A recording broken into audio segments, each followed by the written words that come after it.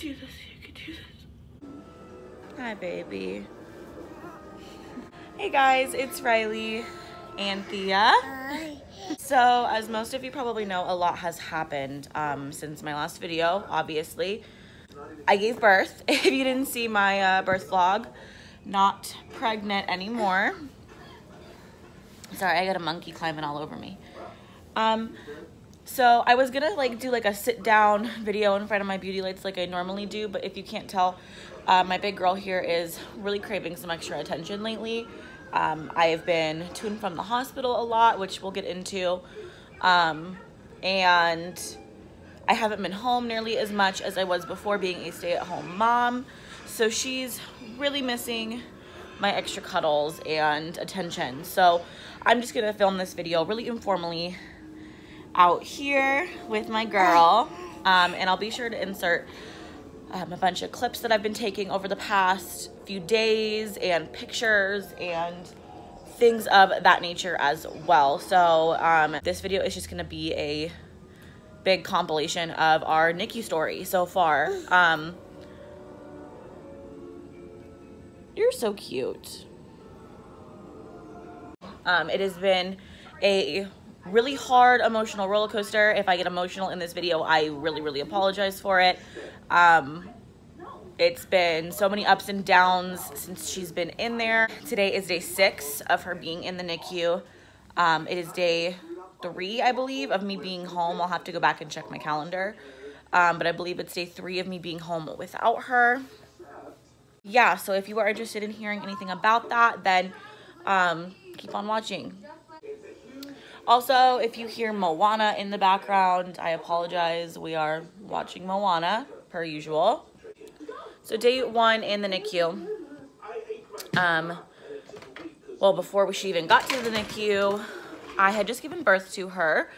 These are things that I did not show in the birth vlog. It's things I didn't even have video of.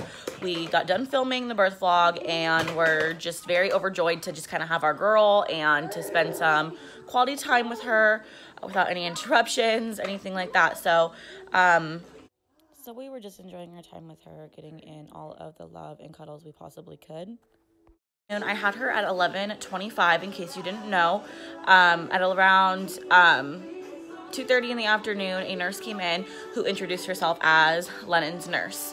So she was checking her vitals, doing all of these things. We had noticed that she had been very phlegmy and bubbly, a little bit more than usual, I guess. So we're very fortunate that we had such a great baby nurse to come in and to catch the problem. She told us that she would be taking her to the NICU to do a few tests on her. She wasn't concerned.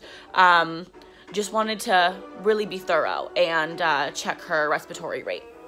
So Jake went with her to the NICU, and I stayed behind thinking, you know, I'd have my baby back within the hour. So after that, a couple hours had passed, and I finally called Jake and, you know, told him I'm getting a little worried. What's going on? I have family here that really wants to meet her. He finally says, you know, they're really concerned about her breathing. You should probably come down here. So I got out of bed and walked down to the NICU, and I see her, and she's hooked up to a million machines, and I'll insert a picture of her when I walked in there here.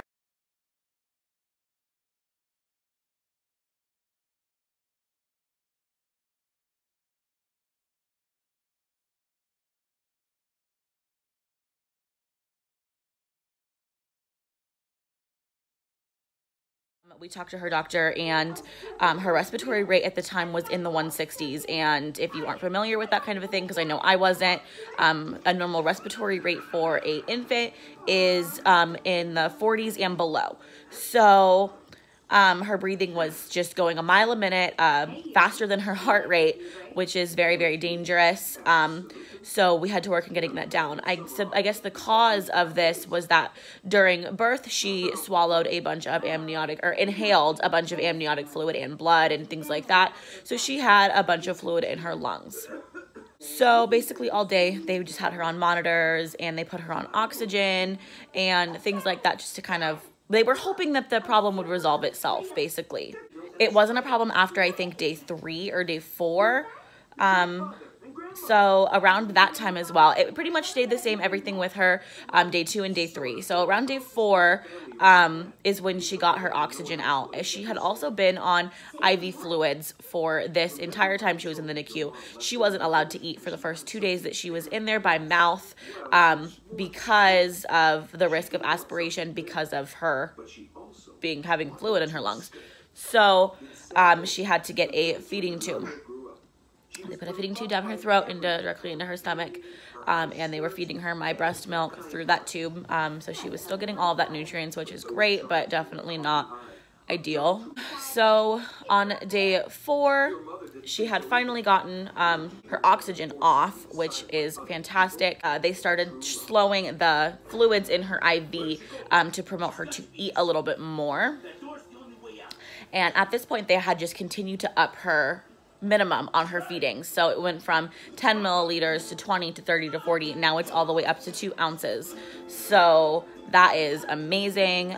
She is actively gaining weight, which is so fantastic, especially for discharge purposes. We need her to be gaining. I'm sorry, I'm just realizing that this is a little bit rambly, and I apologize. My brain and my emotions are kind of just like all over the place with this whole thing. I'm gonna try and stay on track with it, but I apologize if it starts to get a little fuzzy, okay? Oh, also on day 4, they she started looking a little orange. So jaundice is something that's very common in infants and newborns fresh out of the womb. So that wasn't like a huge alarming concern considering how she was already in the NICU. It was easily fixable. All they did was stick her under some lights. They put her under the bilirubin blanket, and I'll insert some pictures of that here below as well.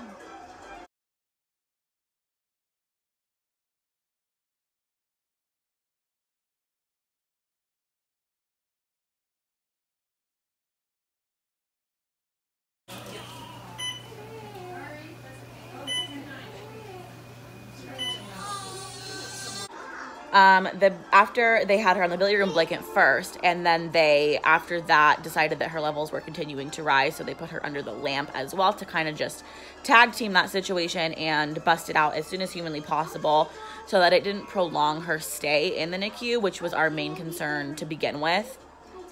So at day 5, she had her bilirubin level had dropped significantly, so it was in the low risk zone. So they took her off of the light and kept her on the blanket for a few more hours and then discontinued that as well. So protocol for jaundice is 8 hours after the lights have come off to check her levels again. So they did that. We got word back today that those are back to a normal level. She still has a bit of jaundice, but it's nothing that is going to keep her in the NICU. At this point as well, she is also completely off her feeding tube and is taking feedings by mouth, so by bottle. We are working on breastfeeding with her, which has been a little bit of a challenge, but we are figuring it out slowly but surely. It really helps having a good nurse there to kind of guide us through it. At this point, the only thing we were waiting on is her jaundice levels to clear up and this protein allergy in her urine. She finished the antibiotics for that protein yesterday, so that has been completely taken care of, which is great because we were waiting on that to take her home. So at this point, as long as her jaundice level stays low today and she passes the physical that the doctor is going to give her today, we will be able to take her home hopefully no later than tomorrow.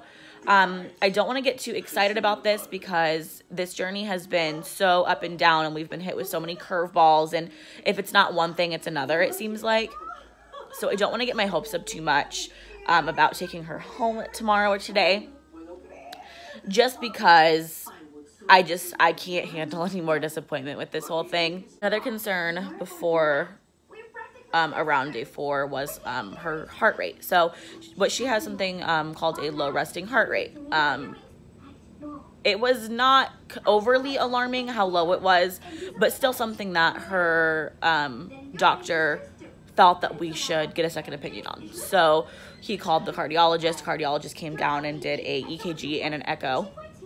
And if you're not familiar with that, they just take her heart rate, make sure there's no abnormalities, and then the echo is a ultrasound on her heart to look at all of the chambers and things like that.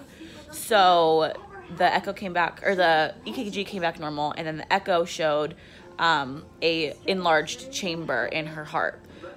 So they want to follow up with us on that in 2 months. If it still comes back abnormal at that point, if she has not grown into it at that point, she will get a regular cardiologist for the next 6 months to a year, and then we will continue to go from there. But he did clear her for the time being and doesn't think that it's any kind of immediate threat or anything that will affect the quality of her life for many, many years to come. So it's not great news, because of course you don't want your kid's heart to have any kind of abnormalities, but it could be a lot worse. So we're staying optimistic about that. That's pretty much it so far. I'm gonna insert as many clips as I have here.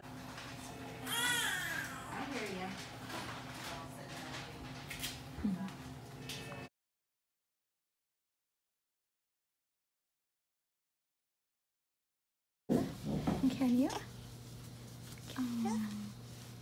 Hi. You like the salon? Is that nice? We had puke in your hair. Yeah. Little massage, the scalp massage. This is her plan. This is why she threw up. She's like, I know I'm gonna get the spa treatment. Right?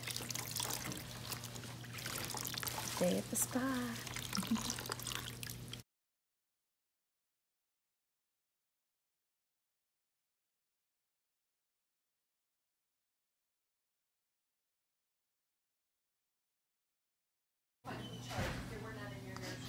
There's some on the wall, in that, you know that little, don't worry about it, find one over here then. Yeah, thank you, Julie. It's a lot. It's a lot to take in. Sia was so easy. You know, I gave birth to her, and the day after we took her home, I mean, there was no issues, no problems, no worries about anything like this. So you go into your second pregnancy thinking that it's going to be a pretty similar experience, and that is just so untrue, and anything can go wrong, and it's just absolutely mind-blowing that I took home an empty car seat. I never, ever, ever in a million years would have seen that coming. I would have predicted me having a C-section after vaginal birth over me not having a totally healthy, perfect baby girl. So it's been really, really hard to deal with. For me and Jake, I mean, this has been affecting me, but it's been affecting him wildly as well. You know, there's times where we just have to cry together and remind ourselves that she's exactly where she needs to be right now, but we just wish so badly she didn't have to be there.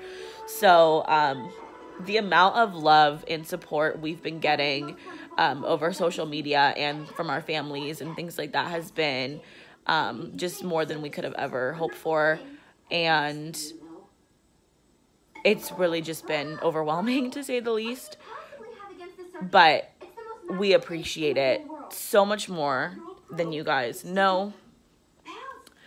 So I just wanted to say thank you guys so much for everything and for being there and following us on this journey, which I will continue to update with. So I think I'm just going to end this video here. I am more than happy to answer as many questions as I possibly can before becoming overwhelmed. If you want to drop some questions in the comments, then please feel free to do so. We do want to share this journey as much as humanly possible and have this as something to look back on and hope that it's just a distant memory. It's been really, really hard, but we are hanging in there for right now. So thank you guys for all the love and positive energy and just everything that you've been surrounding us with lately. Be sure that you guys are subscribed to my channel and turn on that notification bell so you aren't missing these updates. They will continue to come in even after she's home. I plan on filming a whole postpartum update video. This just seemed a little bit more important to me at the moment, but I will be getting to that soon. So yeah, if you wanted to drop your NICU story, if you have a NICU baby and you wanted to share your story, drop that in the comments too. I'd love to hear it. So, I'll talk to you guys next time. Mwah.